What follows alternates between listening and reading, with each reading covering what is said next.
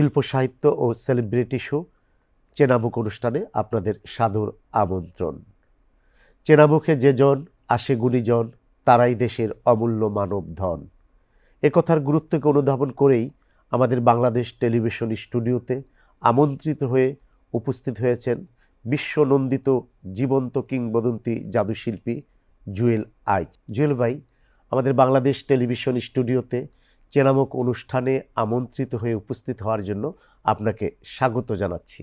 বর্তমান যুগের শিল্পীরা হঠাৎ করে জনপ্রিয় হন, আবার হঠাৎ করে লোকচক্ষুর অন্তরালে চলে যান, কিন্তু বিশ্বনন্দিত জাদুশিল্পী জুয়েল আইচ ব্যতিক্রম। আপনি জনপ্রিয় ছিলেন, এখনও সমানভাবে জনপ্রিয়। আপনার এই জনপ্রিয়তার রহস্য কি? আমি বলতে পারবো না আমি জনপ্রিয় এখন আছি কি না, তবে হঠাৎ করে শিল্পীরা জনপ্রিয় হয়ে যায় এটা পুরোপুরি ঠিক না। কিছু ব্যতিক্রম আছে, যেমন সিনেমায় যদি অর্সন ওয়েলসের মতো ডিরেক্টর কোনো একটা ক্যারেক্টারকে চুজ করে এবং তিনি সিনেমা তৈরি করেন, ওই ক্যারেক্টারটা, অথবা সত্যজিৎ রায় অভিনয় জানে না, কিচ্ছু না, কিন্তু তাকে তিনি চুজ করলেন এবং তাকে দিয়ে ঠিক বার করে আনলেন। ছবিটা সবাইকে আকর্ষিত করলো, রাতারাতি ফেমাস হয়ে যায়। এটা একটা কিন্তু ব্যতিক্রম। কিন্তু শিল্পী হতে গেলে আপনি যারা গান গায়, কী পরিমাণ তারা পরিশ্রম করে, সারেগামা পাধানিসা থেকে শুরু করে রাগ রাগিনী, বছরের পর বছর কথা, বা যারা ছবি আঁকে কি পরিমাণ পরিশ্রম, সাধনার কথা বলছেন? হ্যাঁ, সাধনার কথা বলছেন? হ্যাঁ, প্রত্যেকটা শিল্পীকে অনেক পরিশ্রম করে। আমি তো লিটারেলি মাথার ঘাম পায়ে ফেলে শিল্পী হয়েছি, কারণ আমার যা ভালো লেগেছে আমি তাই করেছি, এবং তার একটা পর্যায়ে না যাওয়া পর্যন্ত আমি থামি নাই। আমি বুঝেছি যে প্রতিভা হচ্ছে সেকেন্ডারি, প্রথম হচ্ছে ওই জিনিস প্রতি প্রেম, ভালোবাসা। আর প্রেম হলে পরেই আপনি খাটনিকে খাটনি মনে করবেন না।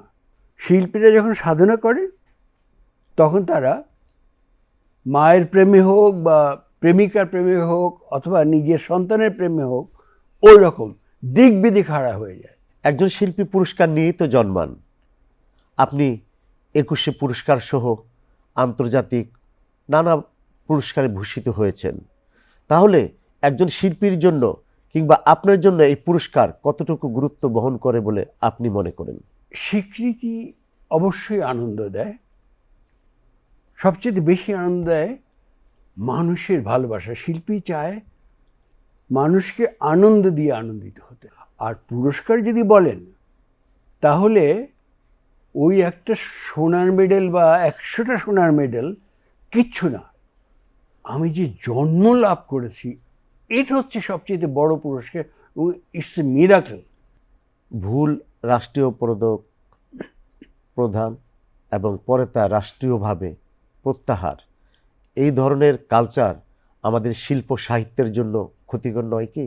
জাদুবিদ্যায় যখন আমাকে দিতে চেয়েছিল, হ্যাঁ, আমি বললাম না, আমি জাদুবিদ্যার কননোটেশন নানান রকম এদেশে আছে না, অনেক কুসংস্কারকে জাদুবিদ্যা বলা হয়। আমি জাদুবিদ্যা করি না, আমি জাদু শিল্প করি।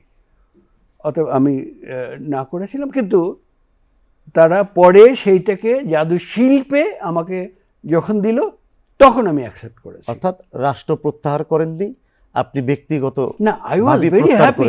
কারণ একটা দেশের, আমি যে সময় 21শে পদক পেয়েছি, তখন 21শে পদকের অনেক মূল্য ছিল। আচ্ছা, এখনও যে নাই তা আমি বলবো না, কিন্তু সেই সময় আরও বেশি ছিল।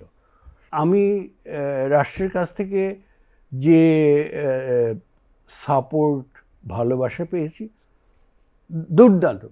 সেগুলো আমি একদম, আমার মন ভরে গেছে। মাইকেল জ্যাকসন যখন যুক্তরাষ্ট্রে মারা যান, যুক্তরাষ্ট্র সরকার তার কফিন বক্সটি স্বর্ণ দিয়ে তৈরি করেন।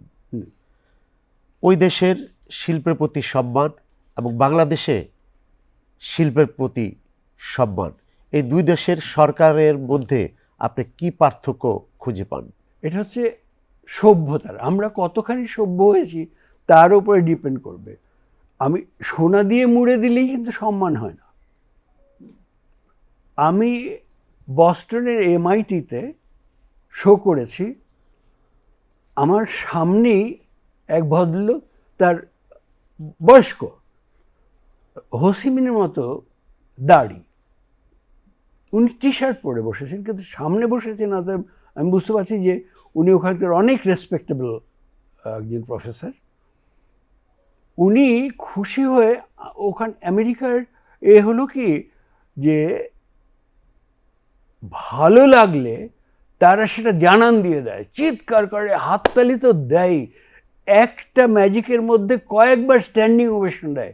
এবং এরকম হয়েছে যে আর বসছে না, তাদের এক্সাইটমেন্টের এবং আমাকে আনন্দিত করার জন্যে। এক সময় দেখলাম কি, ওই ভদ্রলোক, বয়স্ক, সাদা দাড়ি, উনি সিটের ওপর দাঁড়ালেন, মানে ওনার অ্যাপ্রিসিয়েশন করার তার যে উত্তেজনা, তাতে সিটের ওপরে দাঁড়িয়ে নিচের ঠোঁট টেনে চিৎকার, ওই শীষ দেয় না এক সময় টান, সব শীষে চেতে জোরালো শীষ যেটা হয়, উনি সেইগুলো দিতে সবজতভাবে শীষটা আসতো।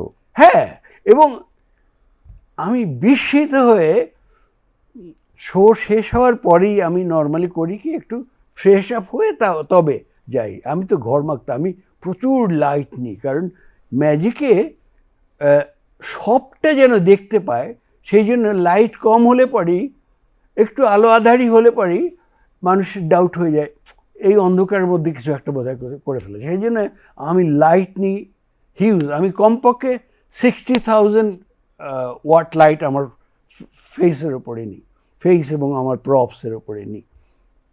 তো আমি তো ঘেমে যাই। বস্টনে তো সবসময় একটা সুন্দর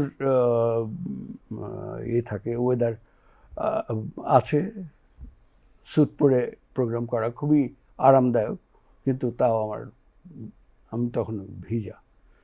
আমি গ্রিন রুমে না গিয়ে তাড়াতাড়ি, দর্শক যে সিঁড়ি থেকে স্টেজে উঠেছে নেমেছে, আমি সেই ভদ্রলোকের কাছে গিয়ে তাকে সালাম দিলাম, আর সে আমাকে জড়িয়ে ধরেছে।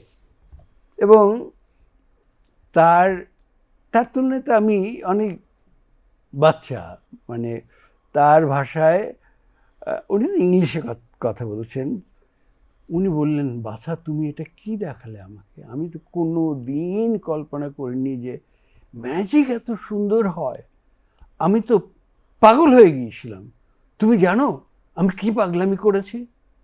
আমি জানবো না কেন, আপনি একদম শাড়ির সামনের শাড়ির একদম মাঝখানের সিটে আপনি বসাচ্ছেন, জানবো না কেন? তারপরে আশেপাশের অন্যরা বলেন যে, আপনি জানেন উনি 3টা নোবেল প্রাইজ উইন করেছেন। ও মাই গড! তো আমার হাত অটোমেটিক্যালি তার পায়ের দিকে চলে গেছে, উনি আমাকে জড়িয়ে বুকে দিয়ে দিল। বুকে শুধু না, আমার কোমরটা ধরে তার উপরে, মানে আমার মাথা তার মাথার উপরে, আমরা বাচ্চাদেরকে যেভাবে আদর করি না, শূন্যে তুলে নিল, হ্যাঁ, উঁচুতে তুলে, মানে, এবং তখন নাচছেন, মানে আমাকে পেয়ে, মানে কতটুকু আবেগ হলে এই কাজটা করতে পারে। এই জিনিসটা আমি পৃথিবীর সমস্ত সভ্য দেশে পেয়েছি। আপনি পৃথিবীর অধিকাংশ দেশ ভ্রমণ করেছেন, নিজের দেশ বাংলাদেশ, এই দেশকে কিভাবে প্রেজেন্ট করেন? আমি তো নিজে মুক্তিযুদ্ধ করেছি, আমি বাঁচবো এটার সম্ভাবনা প্রায় ছিলই না। আমার এই বাম পাটা গ্যাংগ্রিন হয়ে গেছিল, এটা কেটে ফেলার সিদ্ধান্ত হয়েছিল। সে অনেক কষ্টের কাহিনী। আমাদের খাবার ছিল না, থোড় খেয়ে বেঁচেছি, ঘুমের জায়গা ছিল না, নারকেল গাছের শেকড়ের উপরে কোনো রকমের কাত হয়ে রাত কাটিয়ে দিয়েছি। মানে ওই যুদ্ধ, মানে অসম যুদ্ধ, তো আমাদের হাতে 303 রাইফেল, তাও আবার বুলেট খরচ করা, একেবারে যেটা দিয়ে কাজে লাগবে শুধুমাত্র সেই বুলেটটা, কারণ আমাদের এমুনিশন অনেক কম ছিল। স্বাধীনতার পরে আমার মনে হলো যে শিক্ষকতা করব আমি, কারণ আমি যদি আমার জাতিকে ডিসিপ্লিন করতে না পারি, শিক্ষিত করে না তুলতে পারি, তাহলে যে উদ্দেশ্যে জীবন দিতে গিয়েছিল সেটা ব্যর্থ হয়ে যাবে। সেই জন্য আমি কিন্তু ঢাকা বেসড ছেলেরা তখন গ্রামে যায় না, গ্রাম থেকে স্বাধীনতার পরে সব একদম স্রোতের মতো ঢাকা শহরে আসছে, আর আমি সেখানে ঢাকা থেকে আমি গ্রামে চলে গেলাম শিক্ষক বলে, এবং সেখানেও কিন্তু আমি জান প্রাণ দিয়ে করেছি। এবং আমি হ্যামিলনের বংশীবাদক বলে না, আমি আমার স্টুডেন্টদের কাছে হ্যামিলনের বংশীবাদক হয়ে গেছিলাম। সত্যি তাই? হ্যাঁ, একদম। আমি আমার স্টুডেন্টরা যতটা পড়াশোনা করতো, আমি তার চাইতে কমপক্ষে 10 গুণ বেশি পড়াশোনা করতাম। তাদের সাবজেক্ট এবং সেইটা কি করে এন্টারটেইনিং, আনন্দদায়ক করা যাবে। আমি প্রত্যেকটা ক্লাসে আগের রাত্রে ঠিক করে, আগের রাত্রে না, আগের অনেকগুলো রাত্রে কি গল্প দিয়ে শুরু করব, কি ছবি আঁকবো, কি প্রপস দেখাবো, এবং সবচেয়ে কম যে বুঝবে কি ল্যাঙ্গুয়েজে আমি তাকে বোঝাবো, যেন বাড়ি গিয়ে তার হোঁচট খেতে না হয়। আমি ক্লাসে তার সব, আমার সাবজেক্ট বাড়িতে গিয়ে পড়তে হতো না। এবং শুধু তাই না, আমাদের ক্লাস ছিল 45 মিনিটের। আমি করতাম কি, ওদের প্রত্যেকটা ক্লাস এন্টারটেইনিং, ওরা খুব আনন্দ পেত। আমি করতাম কি, 40 মিনিট মাত্র আমি ক্লাস নিতাম, 5 মিনিট ওদেরকে গিফট দিতাম, অর্থাৎ রিল্যাক্স করো তোমরা, এখন শুধুমাত্র শব্দ করবে না, পাশের ক্লাসে যেন কোনো ডিস্টার্ব না হয়, তোমরা তোমাদের মধ্যে আলাপ করতে পারো। এতে হলো কি, ওরা একটা নতুন পৃথিবীর সন্ধান পেল। ম্যাজিক একটা জায়গা যার আমাদের পুরনো ঐতিহ্য আছে, এবং ম্যাজিক নিয়ে যদি আমি আউটস্ট্যান্ডিং কিছু করতে পারি, তাহলে শুধু বাংলাদেশ নয়, সারা পৃথিবীকে আমি দেখাতে পারবো। কারণ অন্য কিছুতে ল্যাঙ্গুয়েজ ব্যারিয়ার আছে, গান গাইব, কথাটা না বুঝলে ঠিক বুঝতে পারবেন, নাটক করব, সিনেমা দেখাবো, ওই সাবটাইটেল থাকতে হবে।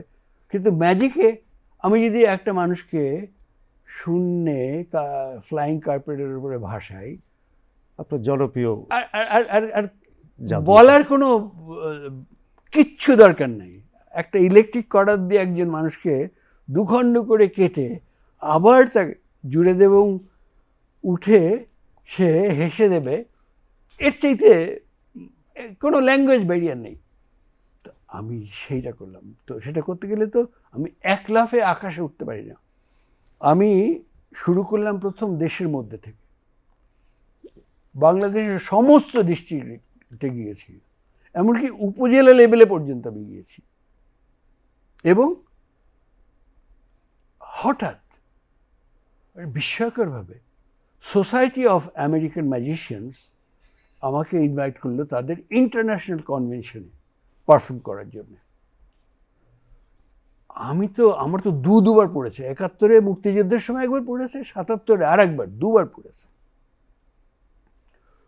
তো চিঠি পেয়ে আমি বুঝলাম যে আমার তো এত সামর্থ্য নাই যে আমি এত লোকজন নিয়ে যাব। তো তখন ঢাকা বিল্ডার্স বলে একটা দোকান ছিল পুরানো ঢাকায়, ওইখানে আমি কিছু ম্যাজিকের জিনিসপত্র বানানোর জন্য নানান জিনিসপত্র লাগে, তো আমি কিনলাম। কেনার পরে আমি যখন টাকা দিতে গেলাম, ওই দোকানের মালিক, না না না না না না ওনার কর্মচারীকে বল, ওনার কাছ থেকে টাকা নেবে না। আমি জিনিসগুলো কিনলাম, এগুলো তো আপনি কিনে এনে তবে আপনি দোকানে রেখে, এটা ভালোবাসার থেকে করছেন জুয়েল ভাই। হ্যাঁ। তো আমরা একটু অন্য প্রসঙ্গে যেতে চাচ্ছি, নারী বিষয়ক একটি প্রসঙ্গ। সেটা হলো, আপনি জানেন যে পৃথিবীতে শিল্প সাহিত্যে সর্বত্রে পুরুষের জয় জয়কার। পৃথিবীতে শিল্প সাহিত্যে পুরুষের তুলনায় নারীরা পিছিয়ে কেন? Because it's the crime of the males. আপনি দেখেন, মণিহার ছায়াছবির music director Hemanta Mukhopadhyay.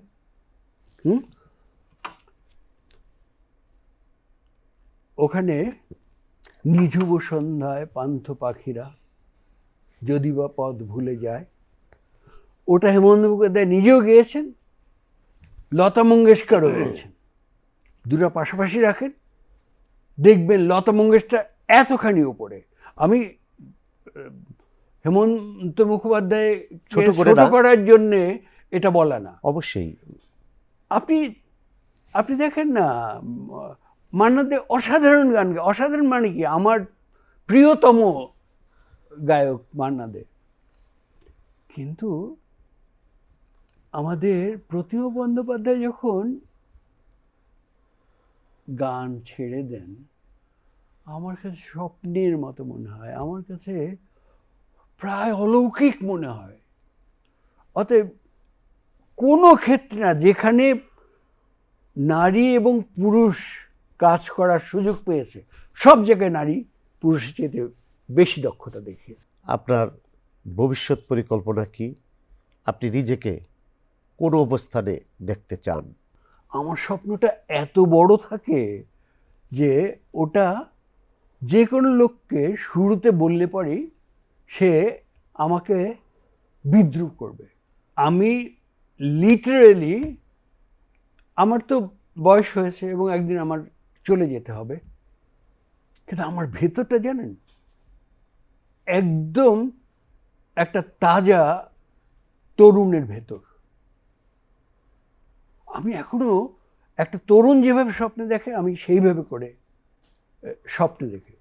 Old is gold. কেন?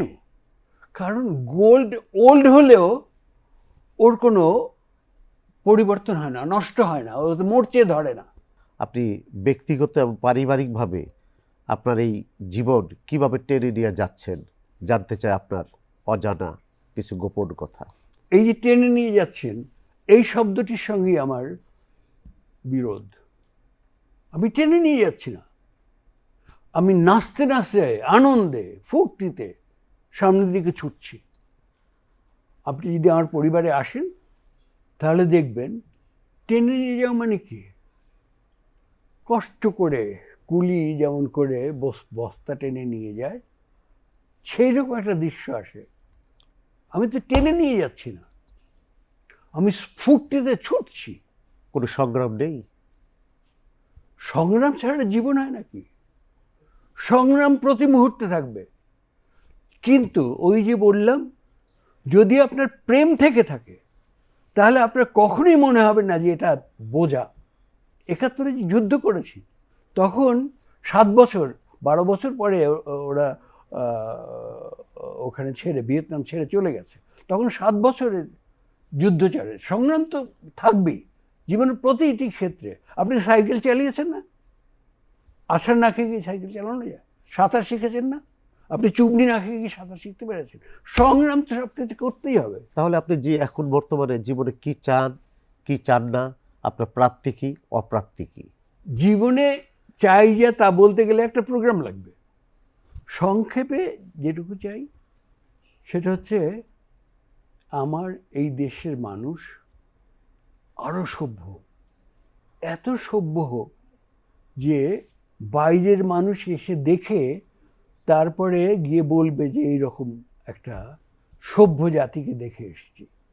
আমার দেশের প্রতিটি মানুষ অন্ন, বস্ত্র, বাসস্থান, কাপড় চোপড়, মানে সব কিছু তারা পাবে। আপনার দুটো ভালো দিক, দুটো মন্দ দিক বলতে হবে।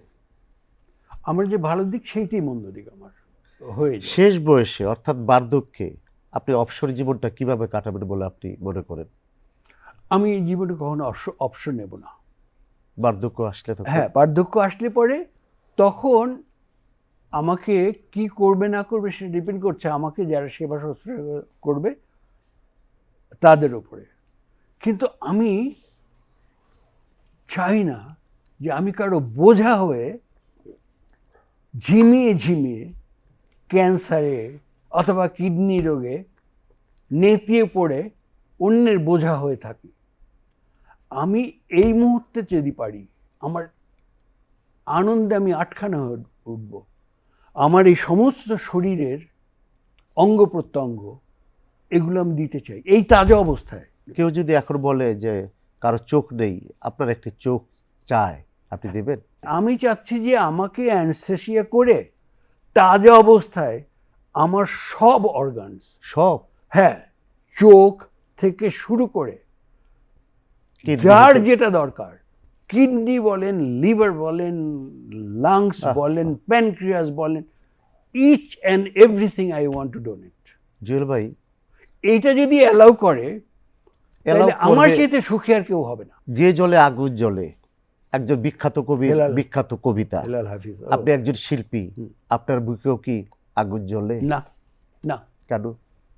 আরে ভাই, এই পৃথিবীতে জন্মেছি, এটাই তো আনন্দ, এটাই তো স্ফূর্তি। প্রতি মুহূর্তে আমি আনন্দ উপভোগ করছি। আপনি চিন্তা করেন, সকালে উঠে আপনি যে নাস্তাটা করেছিলেন সেই থেকে শুরু করে যে চটিটা পরে আপনি বাথরুমে গেছেন, যে সাবানটা দিয়ে হাত ধুয়েছেন, ব্রাশ করেছেন দাঁত, তারপরে কাপড়টা পরেছেন, এমনি করে সকালে ঘুম থেকে ওঠা থেকে শুরু করে আবার ঘুমাতে পর্যন্ত যাওয়া পর্যন্ত কত মানুষের অবদান আপনি এনজয় করেছেন। আমরা কি তার কণা মাত্র ঋণ শোধ করতে পারি? আমরা প্রত্যেকে, আমরা আক্ষরিক অর্থে কোটি কোটি লোকের কাছে ঋণী। এটা কোনোভাবে শোধ হয় না। এবং কোটি কোটি লোকের কাছে যে ঋণী, সেটা তো এই প্রজন্মের, মানে এখন যারা কাজ করছে তাদের পূর্বপুরুষের কাছে। ধরেন গাড়ি চলে আসছে, কিন্তু চাকা তো আজকে আবিষ্কার, গাড়ি আজকে হয়েছে, কিন্তু প্রথম যে চাকা আবিষ্কার করেছে আমি তার কাছে ঋণী। আপনি বুঝতেছেন বোধ হয়। আমরা একদম যদি পেছনে চলে যাই তাহলে আমরা হাজার হাজার বছর আগের মানুষের কাছেও কিন্তু ঋণী। আমাদের বাংলাদেশ টেলিভিশন স্টুডিওতে চেনামুখ অনুষ্ঠানে আমন্ত্রিত হয়ে উপস্থিত হওয়ার জন্য আপনার প্রতি কৃতজ্ঞতা জানাচ্ছি। প্রিয় দর্শক, এতক্ষণ কথা বলছিলাম বিশ্বনন্দিত জীবন্ত কিংবদন্তি জাদুশিল্পী জুয়েল আইচের সঙ্গে। আগামী অনুষ্ঠান দেখার আমন্ত্রণ জানিয়ে আমি আসাদ কাজল আপনাদের কাছ থেকে বিদায় নিচ্ছি। আল্লাহ হাফেজ।